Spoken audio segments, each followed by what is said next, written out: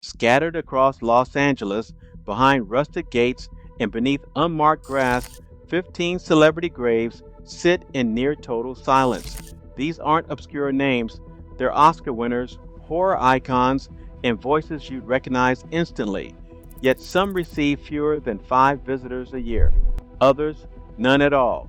We're counting down the most forgotten of these resting places, from pioneers buried under segregation era policy to a heartthrob whose story inspired one of Hollywood's greatest films, yet whose grave bears no stone. Our countdown begins at number 15 with an Academy Award winner the industry once tried to erase. In the 15th place, Hattie McDaniel rests beneath a modest stone at Angeles Rosedale Cemetery, her name almost lost among the sweeping lawns. In 1940, McDaniel became the first black actor to win an Academy Award, honored for her role in Gone with the Wind. Yet when she died in 1952, Hollywood's segregation policies denied her a place at Hollywood Forever. Instead, she was laid to rest here, in a cemetery known for accepting all races but seldom visited by crowds.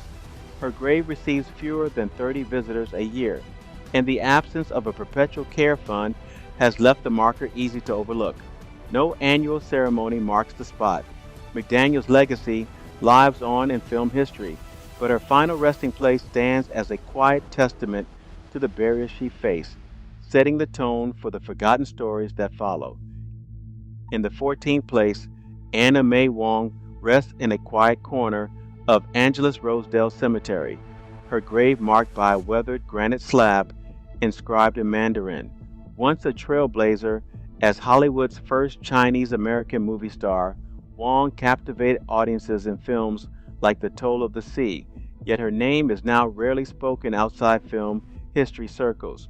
The stone bears the inscription Yong Yuan and Shi, rest in peace forever, a message that many visitors cannot read, echoing the language barriers she faced throughout her career. The plot sits near the rear of the cemetery, far from the main paths, and seldom draws more than a dozen visitors in a year. Wong's family line ended in the 1970s, leaving no descendants to tend the site or renew her story.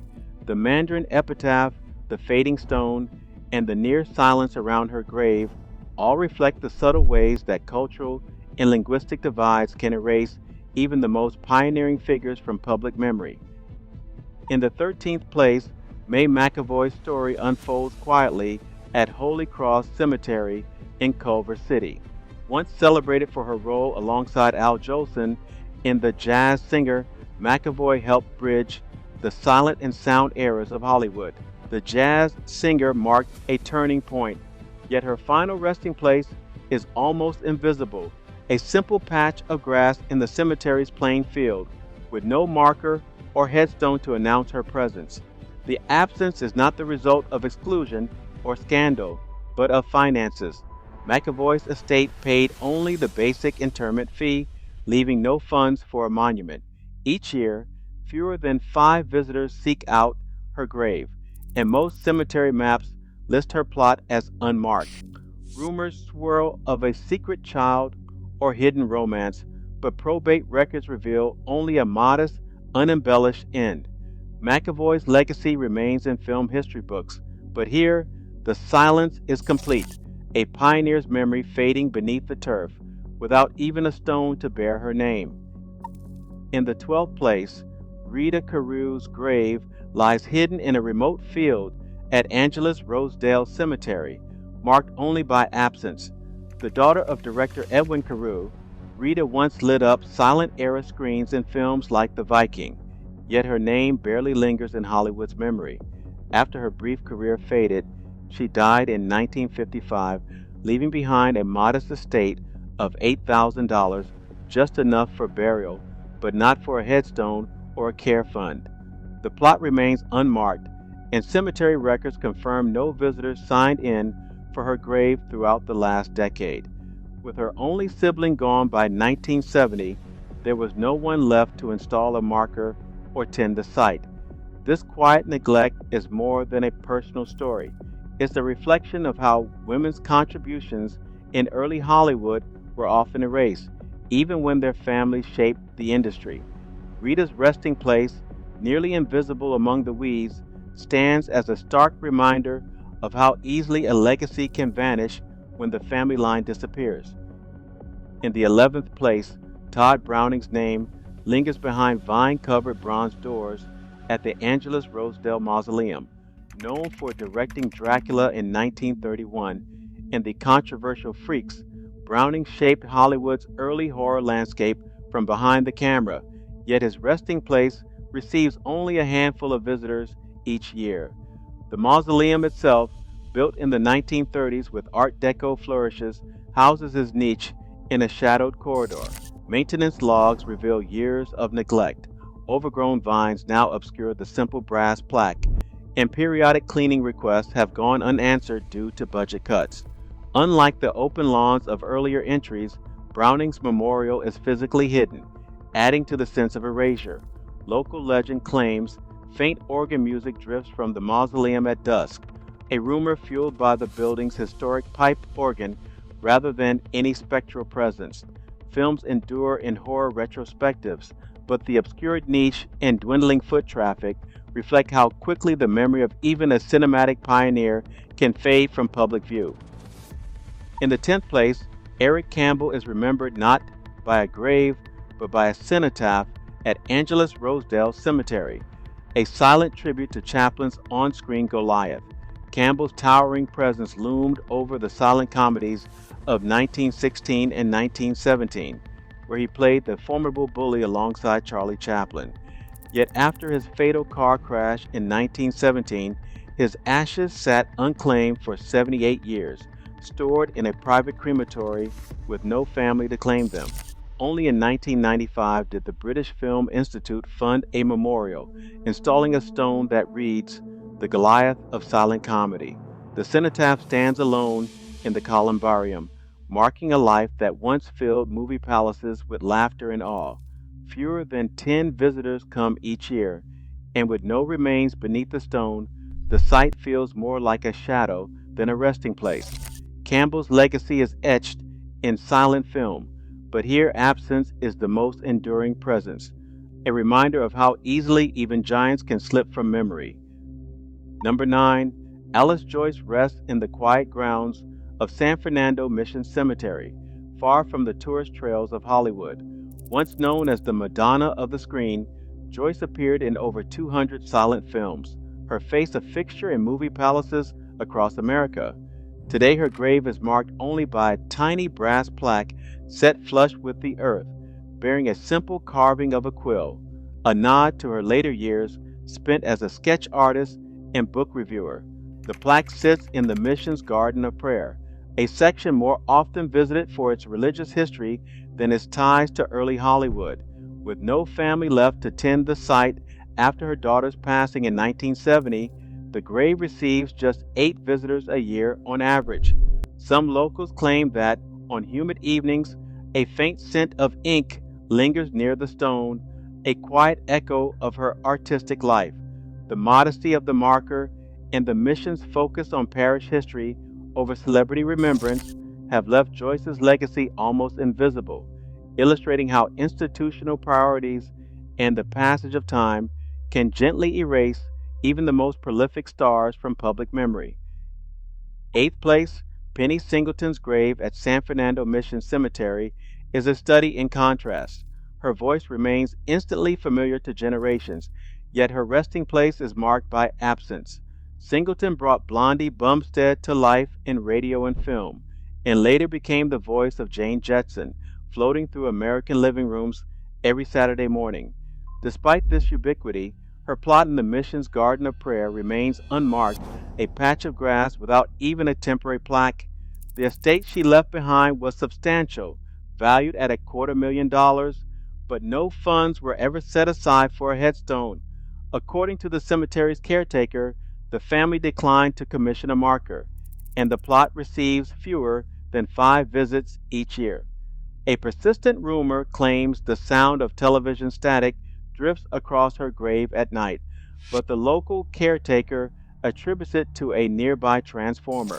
Singleton's story captures the odd invisibility of voice actors, their work woven into daily life, their physical memory allowed to fade, leaving a legacy that lingers in sound but not in stone.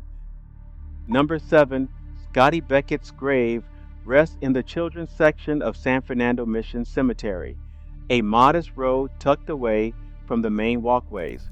Once a bright face in the Our Gang comedies of the 1930s, Beckett's early fame brought him fleeting adoration but little lasting security. His stone, now nearly hidden by dense, untrimmed shrubs, draws only 4 visitors a year according to the mission's maintenance logs. A 2020 report flagged the overgrowth as needing attention, but budget constraints left it untouched, and the plaque beneath is almost impossible to spot without careful searching. Oral histories from former child actor peers remember Beckett's laughter echoing through the lot on his birthday, a ritual that faded as the years passed. The physical neglect here mirrors the fragility of childhood fame, bright, brief, and easily lost beneath the weight of time and tangled branches. Beckett's story lingers not in grand memorials but in the quiet, overlooked corners where memory grows dim. Number 6, Roz Williams rests in a columbarium niche at Hollywood Forever Cemetery, hidden behind a locked bronze door. As the frontman of Christian Death, Williams helped define the Gothic rock movement of the 1980s, his voice echoing through underground clubs and cult record shops. Yet his physical memorial is almost invisible. No public marker, no entry on the cemetery's visitor map, and no way for fans to pay their respects without special permission. The niche sits in a modernist wing, its access controlled by a quarterly changing key code and a policy that honors Williams' own wish for anonymity. In a 1997 interview with Alternative Press, he spoke about wanting his grave to be just a whisper, not a monument. The cemetery has honored that request, keeping the site off limits to all but a handful of family and friends. Visitor logs for the past 5 years show zero public check-ins. The only trace left is the faint hum of nearby film screening equipment, sometimes mistaken by devoted fans for the ghost of punk itself. Williams's resting place stands apart, not neglected by accident, but deliberately shielded from the spotlight he once shunned, turning the idea of celebrity remembrance on its head. Number 5, Bugsy Siegel rests in the Beth Olam Jewish section of Hollywood Forever, far from the crowds that gather for Hollywood legends. Siegel, once a name that haunted headlines as the architect of Las Vegas's Flamingo Hotel, lies beneath a modest granite slab, no statue, no elaborate crypt, just a plain marker set low in the grass. The cemetery's official tour maps avoid the Beth Olam section, and fewer than 30 visitors find Siegel's grave in a typical year. His funeral in 1947 drew a shadowy mix of mob associates and family, but the passage of time has left the site quiet, the story of his violent end receding into myth. A faint scent of cigar smoke is sometimes reported near the grave, a detail often attributed to nearby mulch, but still whispered about by those who seek out the infamous. Siegel's marker stands as a study in contrast. A man whose notoriety once filled newspapers, now remembered only by a handful of true crime devotees and the occasional curious wanderer. The omission of his grave from celebrity tour routes is a quiet erasure, leaving his legacy as a footnote on the edge of Hollywood's memory. Number 4, Rita Campbell rests behind the locked gates of the Forest Lawn Glendale Great Mausoleum, hidden from public view. In life, Campbell worked in the shadows, shaping the faces of monsters for Universal's classic horror films. She is credited with inventing the iconic green makeup that gave Bela Lugosi's Dracula his unnatural pallor, a shade that became legend on black and white film. Her employment file at USC lists decades spent training new artists, but her name never appeared in the credits. After her passing, a family trust paid for perpetual care and the security of a private vault. Yet by 2018, rising fees exhausted the fund, leaving her site in maintenance limbo. The vault is unlisted, sealed, and receives no visitors. Even cemetery staff rarely enter.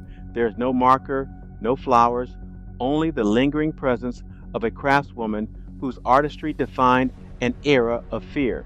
Campbell's grave stands as a monument to the invisible hands behind Hollywood's most enduring nightmares, a legacy locked away, as silent and inaccessible as the vault itself.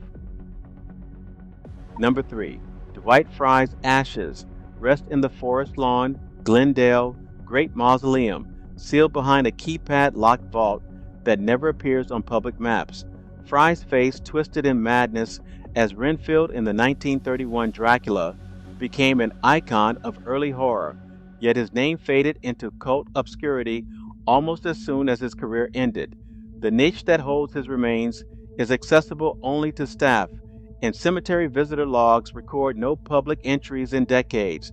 Studio payroll records show his Universal contract ended in 1940, and friends recalled his health declining rapidly after. The burial was modest, paid for by a basic estate settlement with no extra funds for perpetual care or elaborate memorials. Tour guides sometimes whisper about a faint heartbeat echoing near Fry's vault at night, a sound traced to the mausoleum's old ventilation system, a mechanical pulse mistaken for something spectral. His grave, locked away and unvisited, creates a sharp contrast. A man who once haunted millions now kept behind layers of security, his legacy alive only in the flicker of film and the secrecy of hidden vaults. Number 2, Bela Lugosi's final resting place is as enigmatic as the man himself. Inside the Forest Lawn Glendale Great Mausoleum, his sarcophagus lies deep within a restricted niche, shielded by a heavy bronze gate that rarely opens for public eyes. In 1931, Lugosi became the face of Count Dracula, a role that defined horror for generations and turned his likeness into a global icon. His image endures on merchandise, posters, and Halloween masks, yet the site of his burial remains hidden from almost everyone. Visitor logs show fewer than 30 people reach the vault in a typical year. When the niche is occasionally unlocked for private tours, a faint hissing from the old ventilation system echoes through the marble corridors, fueling persistent rumors that the Count's spirit lingers. Lugosi's 1956 funeral drew a crowd of family, press, and studio executives, but his estate, strained by unpaid medical bills, could only secure the burial after the cemetery agreed to waive part of the fee. Today, his grave is neither marked on maps nor accessible without special permission, a stark contrast to the ubiquity of his cinematic legacy. The divide between the widespread celebration of his image and the near invisibility of his tomb raises a final, haunting question. How does fame persist when the place that holds your remains is sealed away from the world? And finally, in first place, John Bowers lies beneath the lawn at Hollywood Forever Cemetery, his name missing from any stone or plaque. In the 1920s, Bowers was a silent era heartthrob, starring in more than 80 films and inspiring the central character of the classic film A Star is Born. His face once filled movie palaces, his name topping studio marquees alongside the likes of Mary Pickford and Gloria Swanson. Yet by 1936, as talkies took over, Bowers found his roles vanishing, his fame evaporating almost overnight. Press coverage of his suicide described a man adrift, walking into the Pacific at the age of 50 after receiving a final rejection from a casting office. The screenplay for A Star is Born drew directly from his story, turning his tragedy into Hollywood myth, while his real grave went unmarked and unvisited. Today, the patch of grass where Bowers rests offers no clue to his former stardom. Cemetery records confirm no headstone was ever installed, and annual visitor logs record zero check-ins at his plot. The absence is striking. A man whose life became the blueprint for Hollywood's most enduring parable of rise and fall now has no physical marker at all. While the legend of A Star is Born is retold in new versions every generation, John Bowers himself remains invisible, his memory kept alive only in the echo of a story borrowed by others. His grave, lost in plain sight at Hollywood forever, stands as the ultimate irony, proof that even the brightest lights can fade completely, leaving behind only a whisper in the shadow of the industry they once defined. Across all 15 graves, one pattern endures. Fame is fleeting, but obscurity is patient. In Los Angeles, even legends can vanish into quiet corners, their stories waiting in the shadows. These silent headstones remind us that public memory shifts quickly, and legacy rarely comes with guarantees. In the end, it's reflection and remembrance that keep a name alive. Thanks for walking these hidden paths with me.